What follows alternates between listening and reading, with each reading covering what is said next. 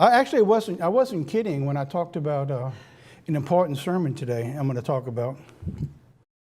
So can I go ahead and get into it? Okay. Yes, well, go ahead. I don't care. He didn't say that. I just said that. All right. Now this won't work. There we go. All right. Here's the name of the sermon. Approaching Our Waters of Marah. I'm sure we're all familiar with the waters of Marah, the bitterness and everything that goes into it. But in this sermon, I'm going to be bringing out something today that it may be one of the most astonishing things that I've said to date. It's not earth-shaking as far as temperament goes, so it's not going to be a sermon that's going to be a lot of push. I have one small timeline. I'm not going to use a lot of timelines. I want to bring something today that I think's going to be, I don't know how to even describe what it is, so you can help me find the word when this is over. So let me begin with this. Imagine you were at the time of Jesus Christ, and Jesus Christ stood before you with all the information he was revealing. One of the hardest things that I've come to see in this day and time is people are looking for God, right? They are. I mean, churches are filling up and they've got evangelistic people running around. There's prophecy seminars all over the place.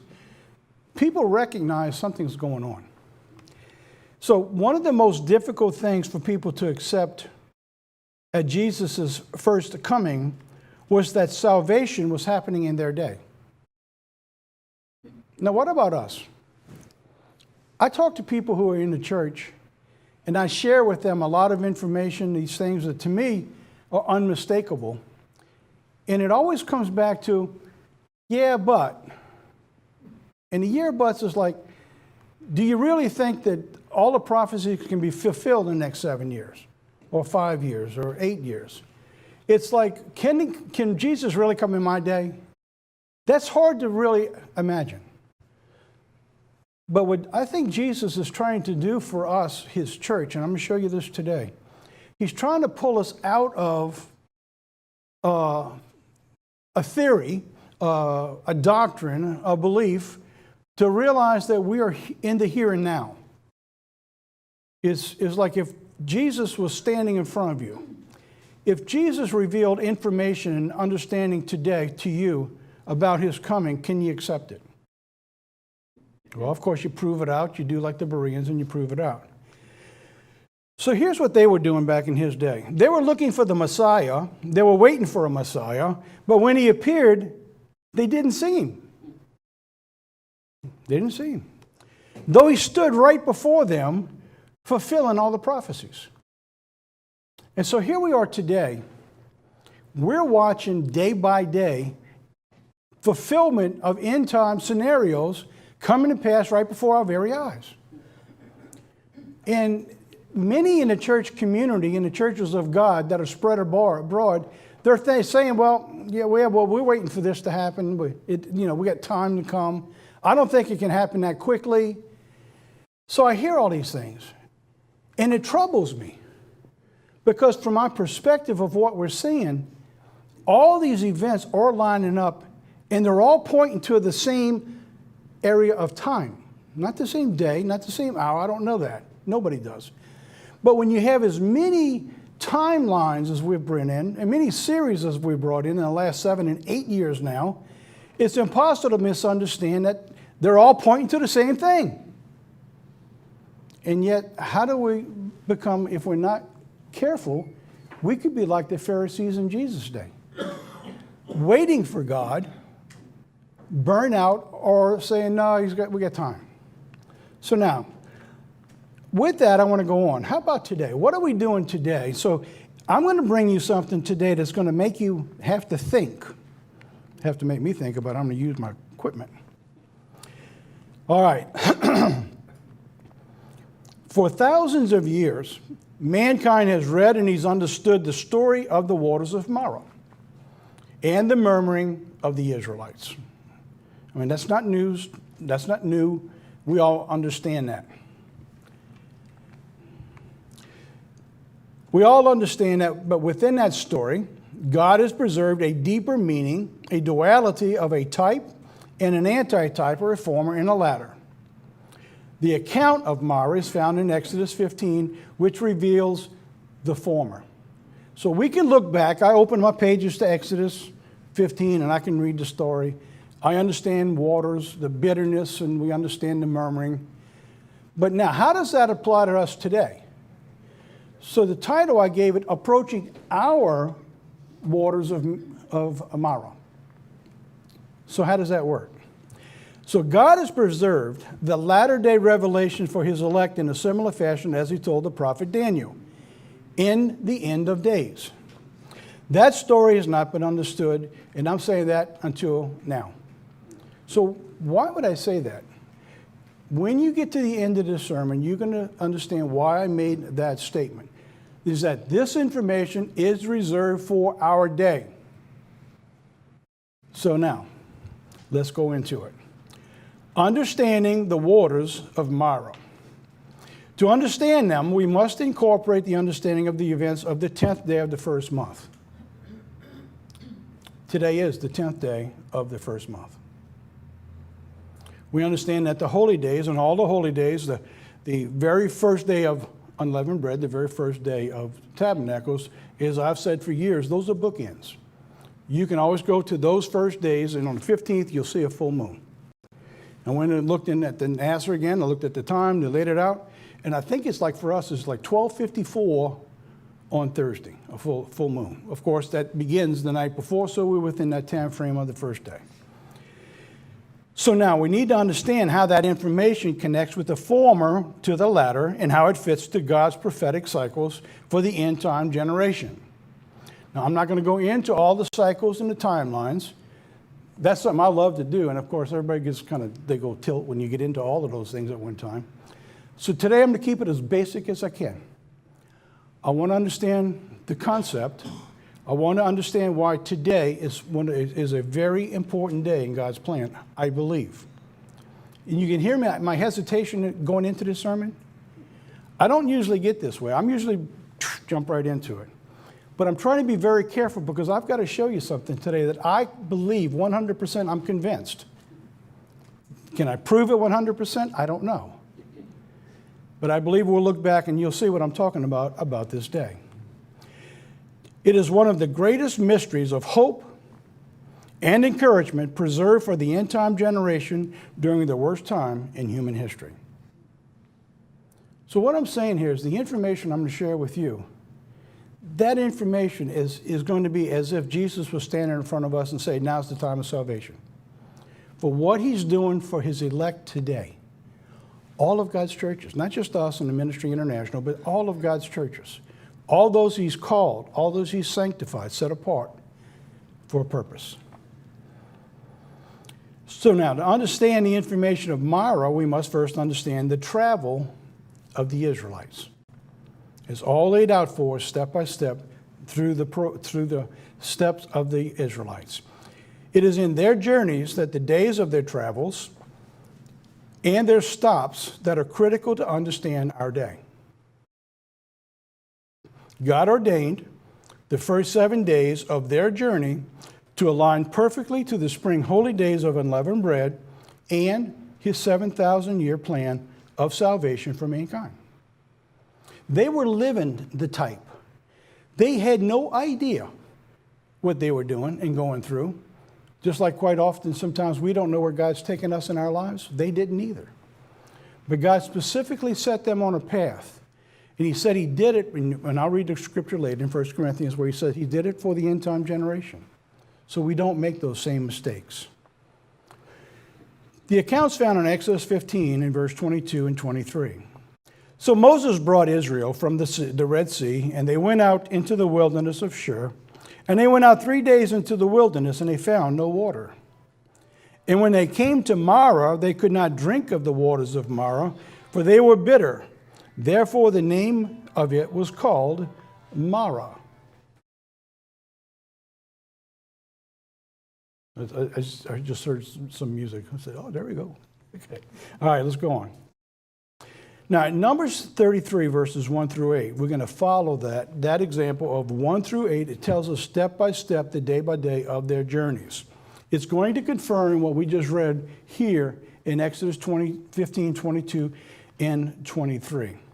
One of the things I found strange for many, many years in my studies is that when I first began studying the duality of the Exodus of the children of Israel, and that was something I've done since the 70s, I found there was so much information from the children of Israel from the time Moses began working with them, the calling of Moses to the mount, all the miracles, to the time they get to the sea, they cross the sea. But when they get on the other side of the sea, there's almost no information.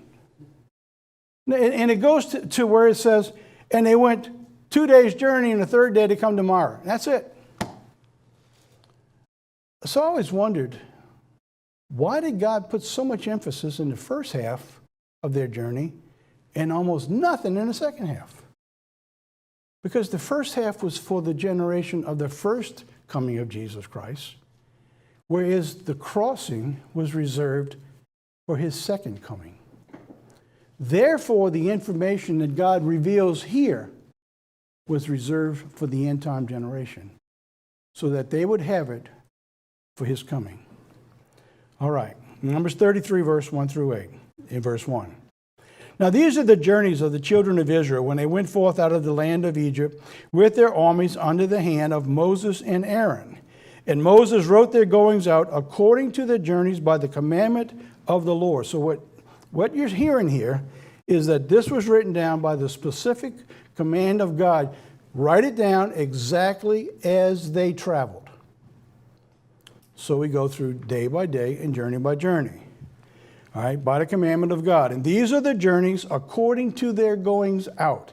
So there can be no mistake about their journeys, when they went out, when they crossed the sea, and when they reached Marah. Day by day, step by step. Numbers 33, 1 through 8. Now let's pick up in verse 3. So they departed from Ramesses in the first month, on the 15th day of the month. On the morrow after the Passover, the children of Israel went out with a high hand in the sight of all the Egyptians. For the Egyptians buried all their firstborn, which the Lord had smitten among them upon their gods, and also the Lord executed judgments. Verse 5. And the children of Israel removed from Ramesses, and they pitched in Succoth. Next, they departed from Succoth, and they pitched in Etham, which is at the edge of the wilderness. Then they removed from Etham, and they turned again to Piharoth, which is before Baal-Zephon, and they pitched before Midgal, in verse 8.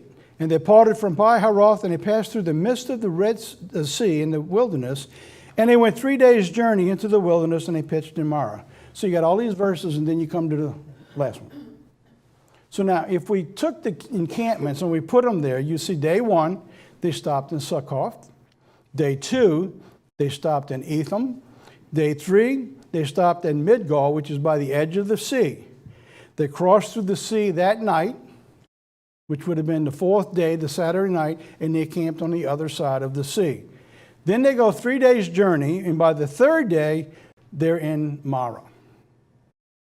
So from the sea to Marah, there's no information of what went on. So now here we go to Marah. So now I'm going to put it on a map, so give you an idea of the map. Those first 3 days that they went through. Day 1, Succoth. Now you're going to have all the maps in the world. I don't know if you go study this, you'll not find 2 maps that are the same. They're all guessing where everything is exactly located. But you got to know that they're within walking distance of the Israelites, who had animals with them, they had kids, they had wagons. They average maybe 20 miles a day on a good day. That's a lot of miles with carrying all those people. So they estimated there was about 20 miles a day of a journey, and they went zigzagging. They didn't just go one straight path. They kind of went up, and then they went down, they went across. And so when finally they come to the 2nd day, they're in Etham. Then the 3rd day now, they're in Midgal, as the Bible had said. They cross the sea, and then they go 3 days' journey, and now they're in Marah. I'm going to bring something else in here because the next verse in Numbers 33 brings us this. Elam. After the waters of Marah, the next stop is Elam. In Elam, there are 12 springs of water and 70 palm trees. So when we look at that, I say, well, that's very typical of like a kingdom or a new heaven and a new earth, so to speak. God's throne with the 12 thrones, the 70 elders. So you see that they're coming day by day in their journeys. They cross over, they go to Marah. Now, Marah is still inside the borders of Egypt. At that particular time, Egypt had spread all the way across to Marah. Marah was at the edge of the border on the inside of Egypt. When they reached the seventh day, they were still in Egypt. So in the type, what we understand that God showed us over the decades now is that from the time man was put on this earth, he sinned. It's showing us that man doesn't come out of sin until the end of 7,000 years or 7 days. That's not, everyone can kind of agree to that. The waters of Elam, though, is on the other side of Egypt. They're outside it's outside the borders of Egypt. So when you reach this stage, you come from Marah to Elam. Now what happens in Marah? Well, the people start complaining. So what do? They find a tree, of all things, out in the desert. And they throw it in the water, and it turns sweet. Picturing the tree of life, of course. Puts it in. When we move into the millennium reign, the millennial reign coming in, is it going to be a sweet time when Christ first gets here? No. So here's what this typology is telling us. We're wandering in our wilderness. When we get to the seventh day, the millennial reign, when Jesus Christ comes back, it's going to start at a very bitter time for this planet. Jesus comes back. He interjects himself, the tree of life, and for the rest of the 1,000 years, it's sweet. And he begins his restoration. Once it's all restored, that journey now takes the next step. That next step is Elam, which pictures the new heaven and the new earth. See the typology? Pretty clear what God's showing us there. All right? But we know these things, or we should. Now, let's put that on a timeline right quick and see what we can come up with. Here's our Numbers 33. Now we're going to put it into a timeline and show you how that fits the pattern of what we just said. The Passover of Jesus Christ was done on the 14th day of the first month. By the way, this year follows that same pattern. That's why today is the 10th. The middle of the week, which is Wednesday, is the 14th. So then you go into the first holy day, Thursday. So now we have our 7 days from the 14th. The 15th begins the first holy day. So now we have our 7 days of unleavened bread. Type of what I just explained to you now is the type of 7,000 years. All right? A day is 1,000 years, as Peter told us. So now we have our 7 days. We have 7,000 years. Fits in perfectly. So here we have day 1, day 2, day 3, day 4, and then our 3 days to Marah. So everything aligns the way it should.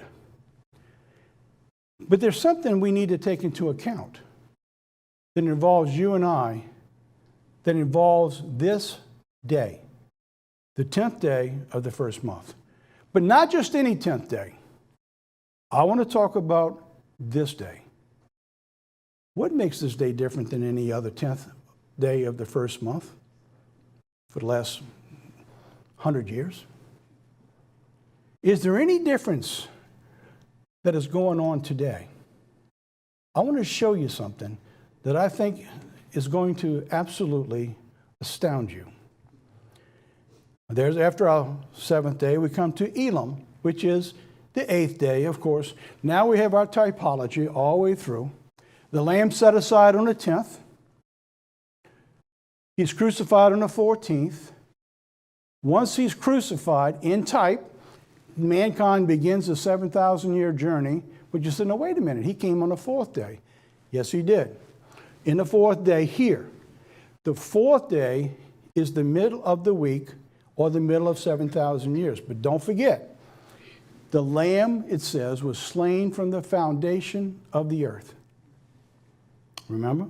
So we go all the way back. So in other words, the time of the choosing of the lamb, which is pictured on the 10th, that took place a long time ago.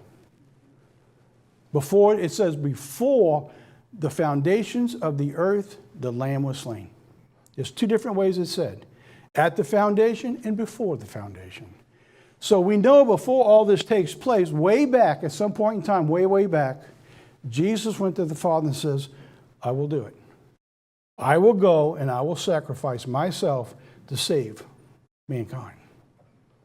Before mankind was put on this earth. Now, let's go through it. When they came to Marah, they could not drink the waters, for they were bitter, and therefore the name was called Marah. Exodus 15, 22 through 24. So Moses brought the children of Israel through the Red Sea, and they went out into the wilderness of Shur, and they went 3 days' journey into the wilderness and found no water. And when they came to Marah, they could not drink of the waters, for they were bitter. Therefore the name was called Marah, and the people murmured against Moses, saying, what shall we drink? Well, God warns us about having an attitude like that. The people murmured against Moses, which was a type of Jesus Christ, coming the first time. All of this came with warnings for the end time generation, for you and I. For you and I. 1 Corinthians 10 says this, these now are our examples to the intent that we should not lust after evil things as they also lusted. What were they lusting after? Food and water primarily. You know, and I read in Deuteronomy the first time, and it says, God's talking to the children of Israel. He says, you had everything you needed out there. And I read that, and I said, whoa. I said, we in trouble. I said, they didn't have nothing out there. They were in a desert. He gave them water, and he gave them bread every single day. And God says, you had everything you needed, and you were ungrateful. And I looked around my house. I got air conditioning. I got a nice bed. Got a television. My freezer's got food in it. And I'm griping because it ain't cold enough. I'm thinking like, we are in trouble. I said, if we ain't, I am. And I thought about this.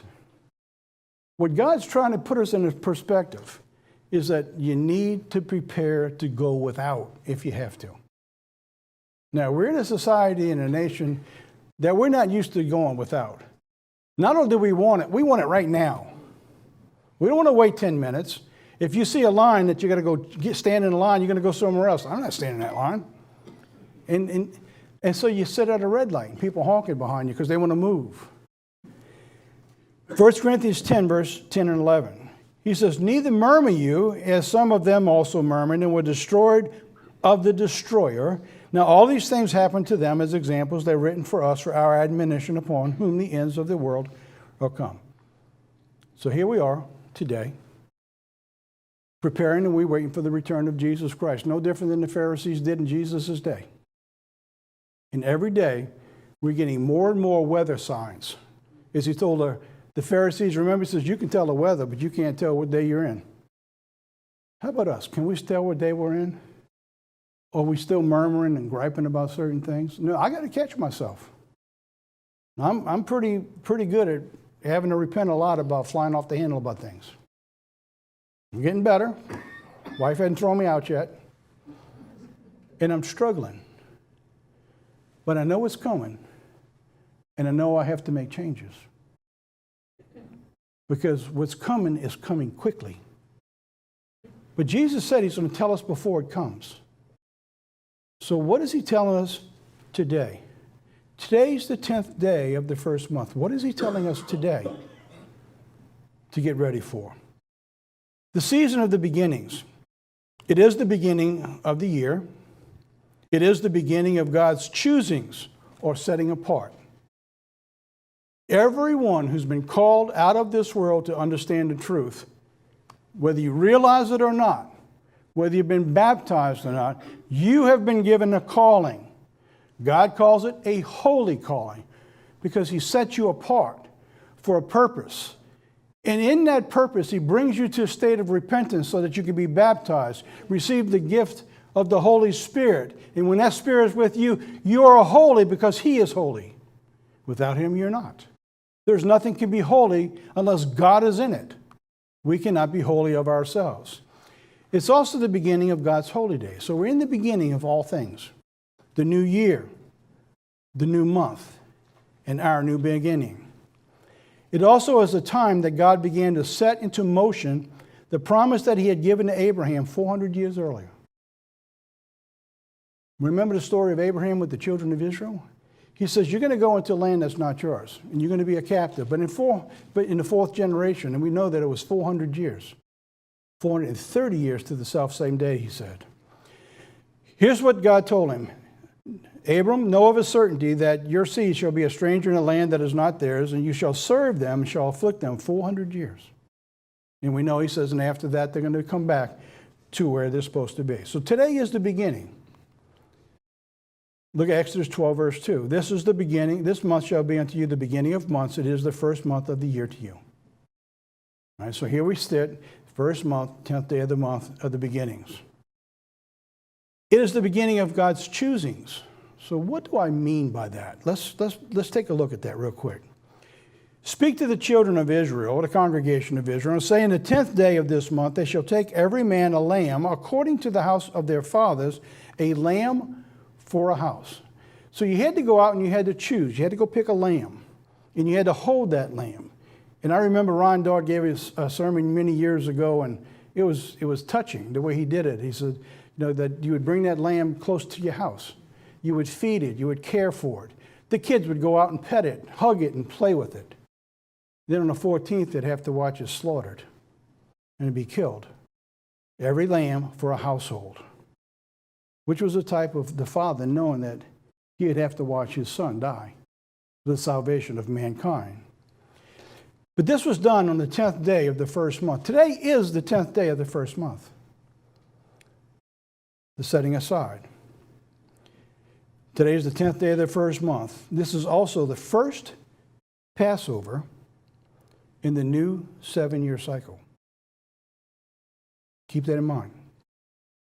As we have been going through the cycles, since the Feast of Tabernacles, I did not realize until last week that nearly every sermon I have done has built 3 separate series, over 10 hours of information, all connecting end-time scenarios, pointing to this first time, this last 7-year period of the potential, the return before Jesus Christ. And this one adds to that. I believe that this may prove to be the last full 7-year cycle before the return of Jesus Christ. Can I prove it? No. But I believe it lays out that way. Am I convinced? 100%. And I could be wrong.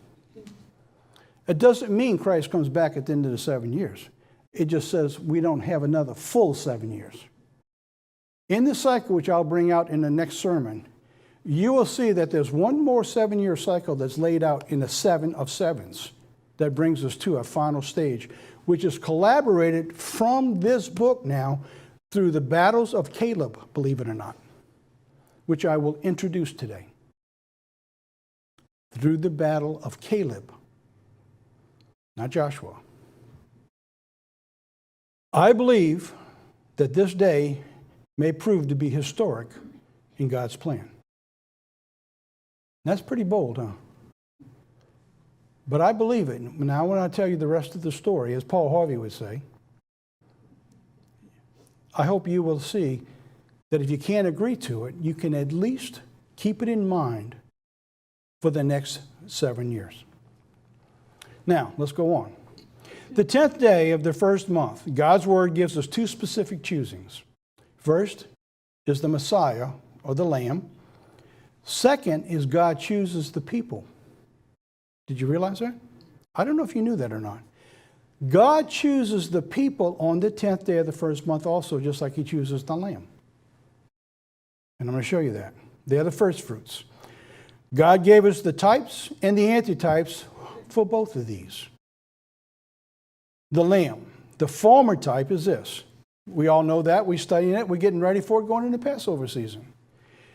Exodus 12:3. Speak to the congregation of Israel, saying, the 10th day of this month, take every one man a lamb according to the house of their fathers, a lamb for a house. You set aside that lamb. Now we know, without a doubt, that lamb pictured Jesus Christ, right? That's the typology. But few recognize that God uses the same typology for his people. Let's go forward. Now, I'm going to show you this calendar first, because this is the calendar for this year. This calendar lines up not only for this year, this way, it lined up for this in the year that Jesus was crucified. It also lined up exactly the same way when the children came out of Israel. Exactly the same. Same day of the week. So everything is lined up exactly the same, a former and a latter, and the choosing always goes on the 10th. So now we have the Nisan 10, this is today. So now we put in our dates from 10, now we're showing the timeline on the calendar to reconfirm what we just brought out. So we have our 7 days for the days of unleavened bread. The first day, as you just see, I marked with the colored code, is the holy day. The last day is also a holy day. The 14th is the Passover. The Passover begins the evening before at sunset, all the way through to the sunset of the next day on Wednesday. The first holy day begins Wednesday night, sunset, all the way through to Thursday, sunset of this week. On that day, you will see a full moon. The full moon for our time is around, I think it was 12:54 or something like that. I can't remember exactly in the day. But anyways, within that the day of the 15th. And we don't keep any bunny rabbits. So if anybody's new for the church and you're tuning in, I'm sorry, there's no Easter here. This coming Saturday, this next week, we're going to be playing a sermon that we haven't used in a long, long time. It's called The Greatest Fraud Ever Perpetrated on Mankind.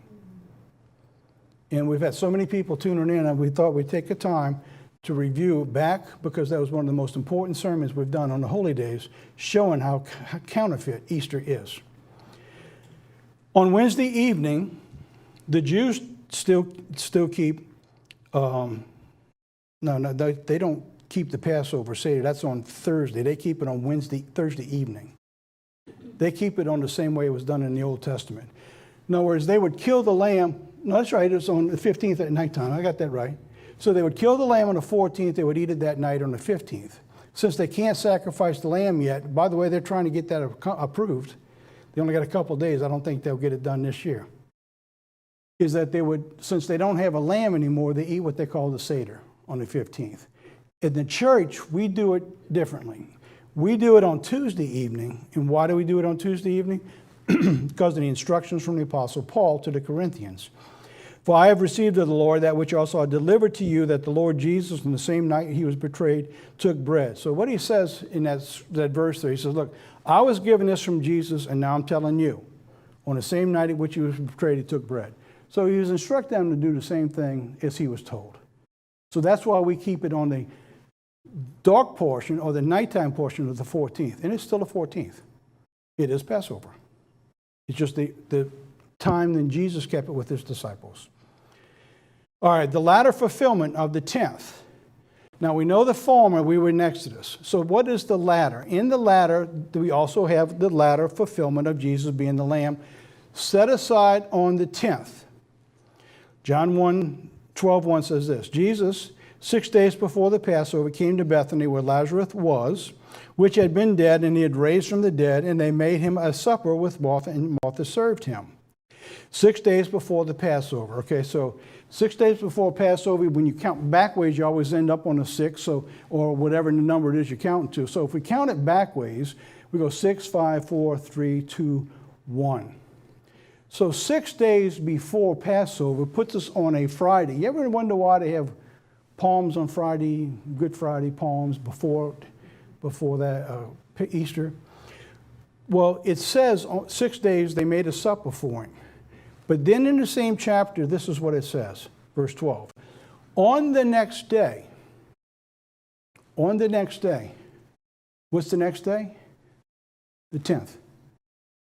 On the next day, or on the 10th, there were many people who came to the feast. When they heard that Jesus was coming to Jerusalem, they took branches of palm trees, and they went forth to meet him and cried, Hosanna, blessed is the King of Israel that comes in the name of the Lord. And Jesus, when he had found a young ass, he sat thereon, as it is written, Fear not, son of Sion. Behold, your king comes sitting on an ass's colt. There's the confirmation. The people picked the King of the Jews, of Jesus Christ, in the ladder on the 10th. God was very specific when he laid out his scriptures for these things. Now let's go on. This year, the 10th day of the first month, I got to get some water.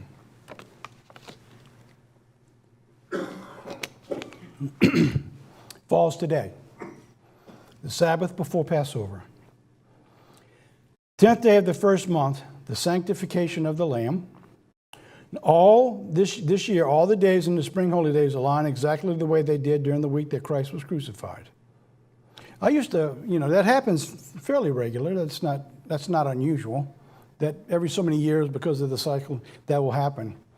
And I like these kind of years because you can line up in your mind when you read from the Bible on the day before and leading into the holy days. And you can go hour by hour because the Bible laid it all out for us. And you can, if you take and pull yourself away from the world, you say, okay, in the 3rd hour, the 6th hour, the 9th hour. Then you can try to imagine what was going on that particular day at the time of Jesus Christ. And you're on the exact same day that it was, a couple thousand years ago. The same alignment also falls on the spring holy days of the Exodus and the children of Israel coming out of Egypt. There's one other time this falls, but we don't have the days. But there's no reason to believe it's going to be a different day, although it doesn't tell us the days. So I'm going to show you that in just a moment. The sanctification, setting aside on the 10th day. So we have the former and the latter, Exodus 12, verse 3. And the sanctification in the latter is John 12, 12 through 15, the fulfillment. So you have the type and you have the fulfillment, a former and a latter. Jesus, we know, is the first of the first fruits. 1 Corinthians 15, 20. Now is Christ risen from the dead and became the first fruits of them that slept. But what about the first fruits? What about you and I? He's the first of the first fruits. What about the first fruits? 1 Corinthians 15, 22 and 23. As in Adam all die, even so Christ shall be made alive. Every man in his own order, Christ the first fruits, afterwards they that are Christ at his coming. We got the same pattern. The same pattern, same type. What about the same day? Did God set them aside on the same day? What about you and I? Are we being set aside on the 10th day of the first month? And if that's the case, could this be that day? Am I pricking your thoughts a little bit? Let's go on. Here's a question. When are the first fruits former and latter sanctifications? God said he sanctifies us. I know he calls us at different times, but he also sets us aside on specific days. Let me back that up. More importantly, how do they know that they align to the waters of Marah? Now it gets really exciting. Let's go through this. What about the first fruits? Their sanctification, the former and the latter. The Bible gives us very clear pictures of the former first fruits in entering into the promised land. They are the type of God's purpose for the latter and the end time first fruits entering the kingdom. So in other words, if we're going to understand something today, we should be able to look at something that God did before. He showed us that pattern over and over and over again. That way we know what we're looking at confirms what he said. All right, the story of that former is recorded for us in the book of Joshua. Joshua 1, verse 10 and 11. So Joshua ordered the officers of the people, go through the camp and tell the people, get your provisions ready. Even there, they tell them, you better prepare. What have we been telling people for the return of Christ? You better get prepared. Get your provisions, he said. 3 days from now, you will cross over the Jordan here. He said, right here, he's telling them, this is where you're going to cross. And you're going to go in, you're going to take possession of the land that your God is giving you for your own. So when they crossed that Jordan, did they have peace? They were already in the promised land. But they didn't have peace yet. They crossed over. That means that even if God's protecting us, giving us sanctification, set us apart, Christ isn't back yet. It's not done. Here's the Israelites, the former, the type. The information we understand that the latter will fulfill. They were the second generation of the Israelites that came out of Egypt. Remember, everybody 20 and up, they didn't go in, except Joshua and Caleb. All of them just didn't make it. Why? Because they murmured. They didn't appreciate what God had done for them. God brought them across the Jordan on the same day of the same month, the 10th day of the month, just like setting the lamb aside. He brought them across. He said, now get ready. He could have brought them anytime, but he set a pattern. He set the pattern because Jesus was first, set him aside on the 10th in the former, the 10th in the latter. Since he is the first of the first fruits will also follow the same pattern. Nothing changes. You with me? I like that. That's New Orleans talk. With me. With me. The same month they set aside the lamb. When they crossed the Jordan, they still had 7 years of war after they crossed before peace settled the land. So then I started looking at this. I said, what am I looking at here? In the 7-year cycle of the Shemitahs we went through one cycle after another. Each one of the cycles God brought out in Leviticus 26 a specific type of curse. 7 times this, 7 times. When we got to the cycle you and I just entered into, we were in that first year of that 7th cycle, what did God say he's bringing to us? The sword. You and I have just moved into a 7-year cycle where God says, I'm bringing the sword. When they moved across that Jordan, God moved them into the time of the sword, war. So you and I have just moved across. If the prophecy holds true to Hosea of a 7-year period, no different than the children of Israel. And it just so happens, like the children of Israel, the first year, the first 10th of the first year of the 7-year cycle falls on the 10th and the Sabbath. Just like it did with Jesus and just like it did with the children of Israel when they came out. You see the pattern following, setting up. The pattern is setting up perfectly and it follows all the way through. Now we come to this. When they crossed the Jordan, they still had the 7 years of war after they crossed before peace settled in. This is phenomenal what we see here. The piece of land promised to Caleb, Joshua 14:7 and 10. He said, 40 years old was I when Moses, the servant of the Lord, sent me from Kadesh Barnea to spy out the land that I brought him when I brought him word that was in my heart. You know, him and Joshua were the only two who said, look, we can take this land. How about us? When we look at the next 7 years, when we look at all the seals, we look at everything that's coming, there's a spirit that we need to grasp here. And so he went for a specific piece of land. I don't know if you studied what that land is. Let me bring that out. He said, and now, behold, the Lord has kept me alive. And he said, these 45 years, 45 more years has passed since that time. And he says, and the Lord spoke his word to Moses, while the children of Israel wandered in the wilderness, and lo, I am this day 85 years old. He was 85 years old. And I don't think I've got it, but he said, look, I'm as strong today as I was back then. He said, my eyes are not shorted. He said, I'm just as strong as I ever was. But now here's what's interesting. This confirms 7 years of war in the Promised Land, right here. Deuteronomy 2, verse 14. And the space from which we came from Kadesh Barnea until we were come over the brook Zered was 38 years. In other words, when God told him to go to spy out the land, they were already in the wilderness for 2 years. So when you add it all up, when he's 85, there was 38 years after this. And when you put that, he was 40 when they get that instruction, and you add the 7 years, that you bring it to 85 years old.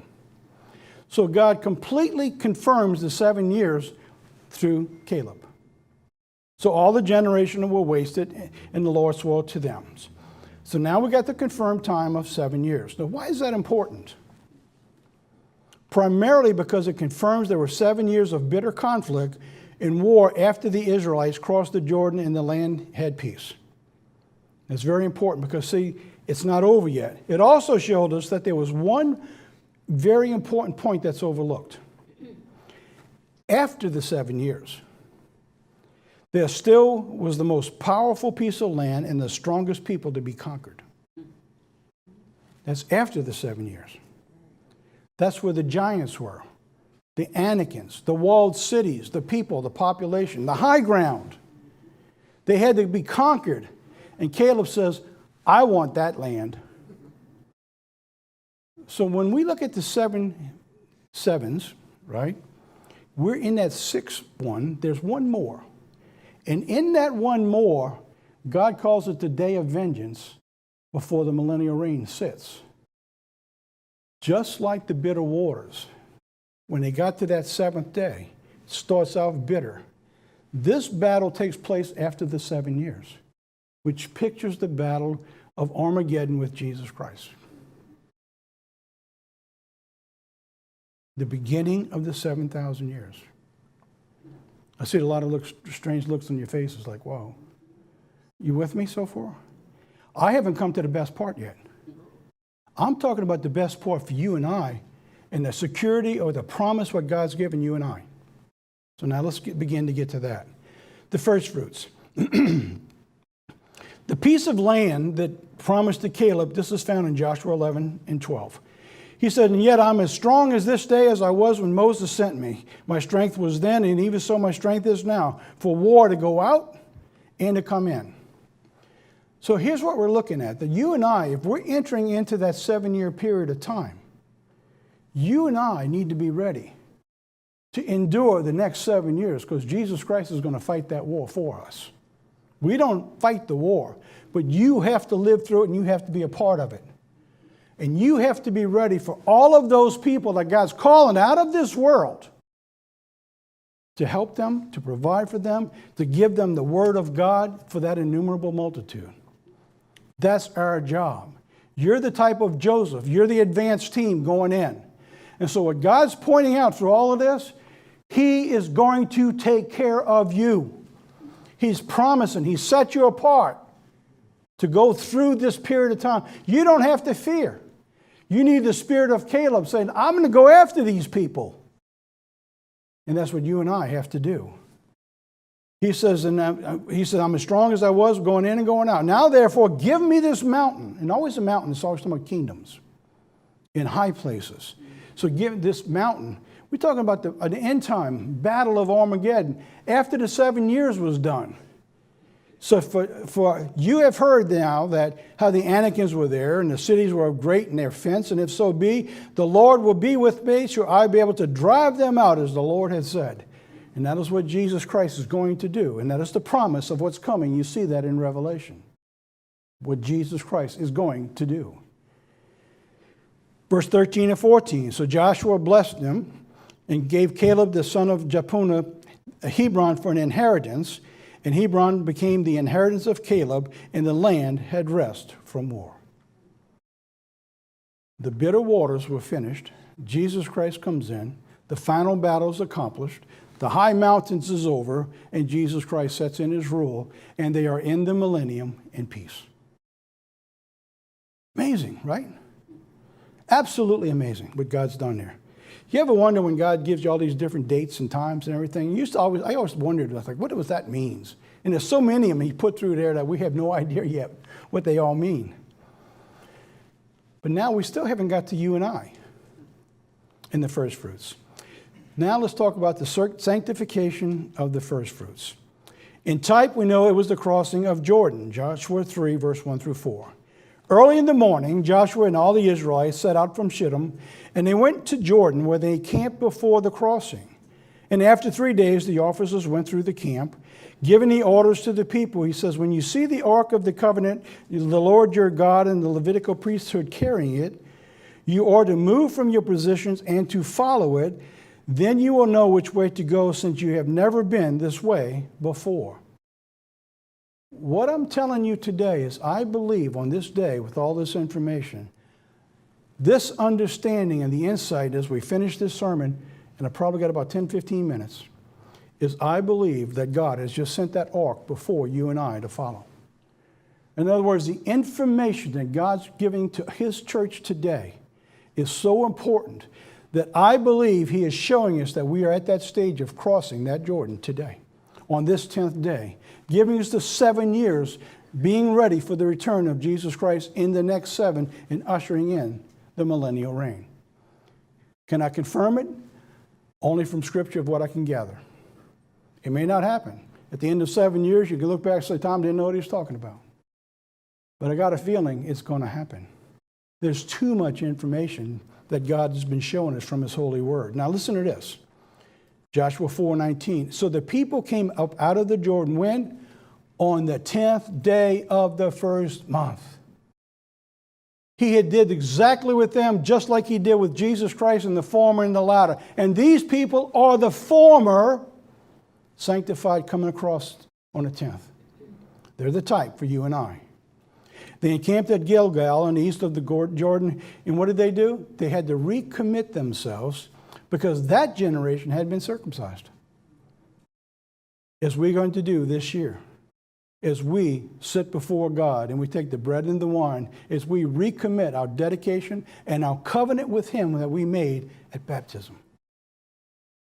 Knowing that as we move forward, it's going to get worse, but God will fight the battles, and he's given you the opportunity for eternity if you don't turn back.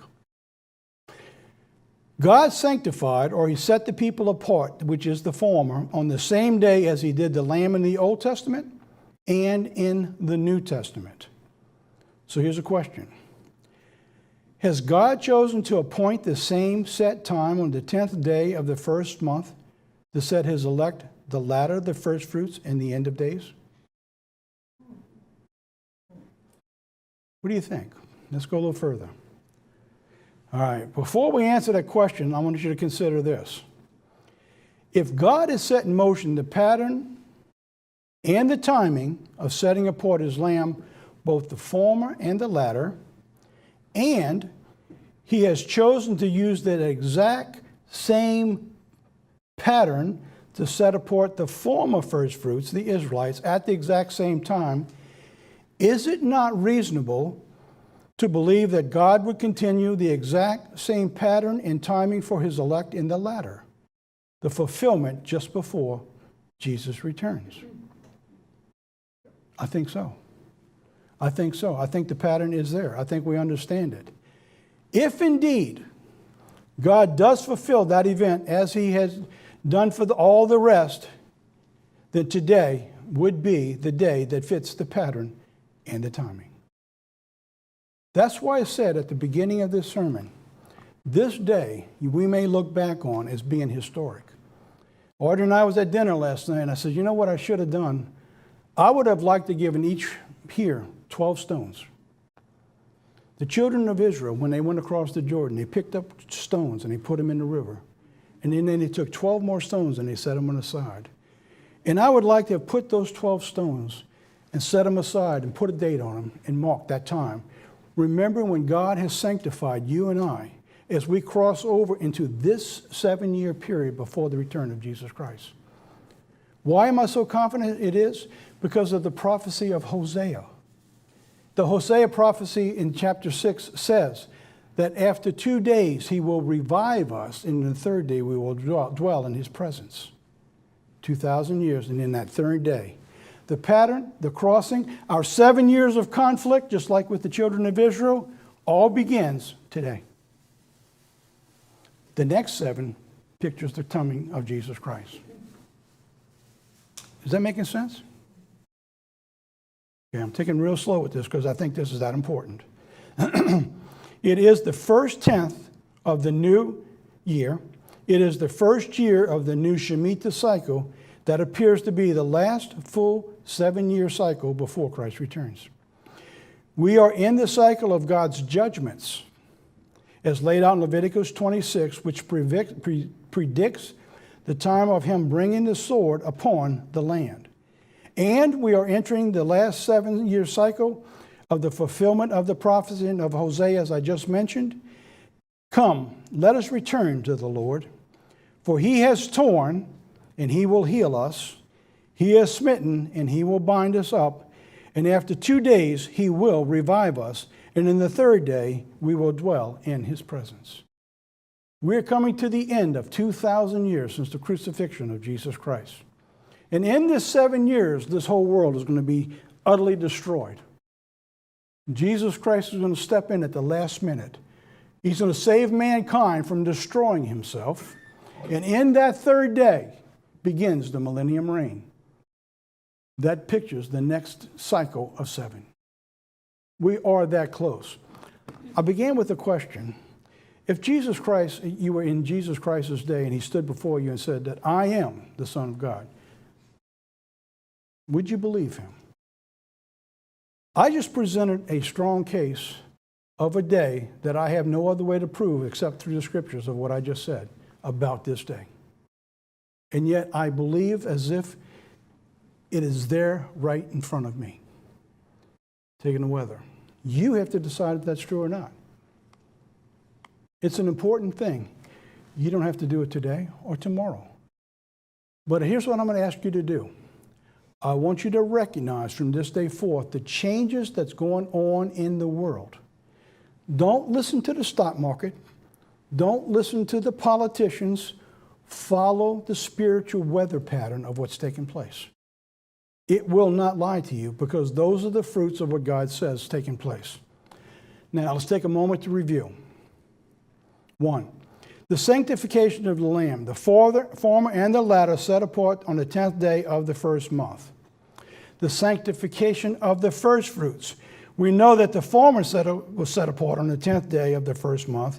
Is God doing the same for the latter? If he is, this is the day it begins. And I thought about that and I said, wow, you know what that means?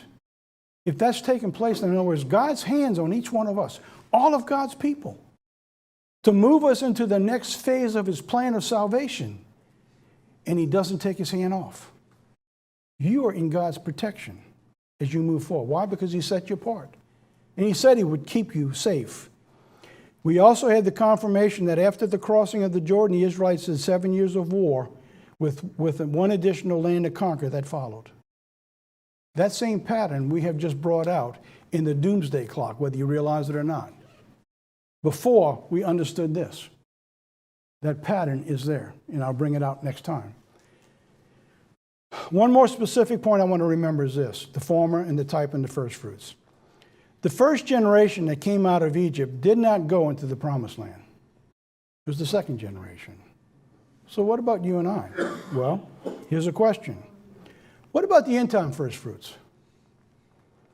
Well, we know when we look back that God began the restoration of his nation, the physical and the spiritual nation, with the fulfillment of his prophecy in Haggai 2 in 1917 after 400 years of exile, just like he did with the children of Israel. On the very day in Haggai, we've gone through that in the day of the Lord and we'll cover it again, is that all the non-Israelite people left and General Allenby and the Israelites walked in on the very day of the prophecy, exactly to the day, 400 years. They were moved out in 1517, they came back. And from that time, the prophecy says when he began to restore his temple, that was the Old Testament, but it's also the New Testament. They began to fulfill the prophecy of coming back to Israel and his spiritual temple, you and I. You and I. Just like the Israelites. One more thing. The first work of the church that began after that was the Worldwide Church of God, as we understand our parent church from many years ago, began exactly 1933, was the exact same year that Hitler took power. That church failed. It's gone. That generation gone back into paganism. Those who maintain the faith is the second generation. That means all those who came after that, that work failed. And we and those who remain and everyone since that time are the second generation. You can't miss that. There's no way to miss that information. So I'm going to close with that. I want you to think about that. Like I said today's going to be very quiet. It's not going to be a lot of rushing through things. I mean, not a lot of timelines. Next time it will. Next time it will. What was important for me to give you today was a foundation to put us into a place where Jesus Christ doesn't call us hypocrites as his body of believers and say, I just showed you something. Why don't you believe it? Now, I'm not saying that you have to believe this yet. You might never want to believe it. But here's what I'm saying, is that if we don't recognize the time we're in, we're all going to pay a price for it. So we need to recognize the time we're in and understand the weather. And I believe from this day on today of this 7-year cycle, God just gave us a weather report, a spiritual weather report. I'll pick up part 2 next time I speak.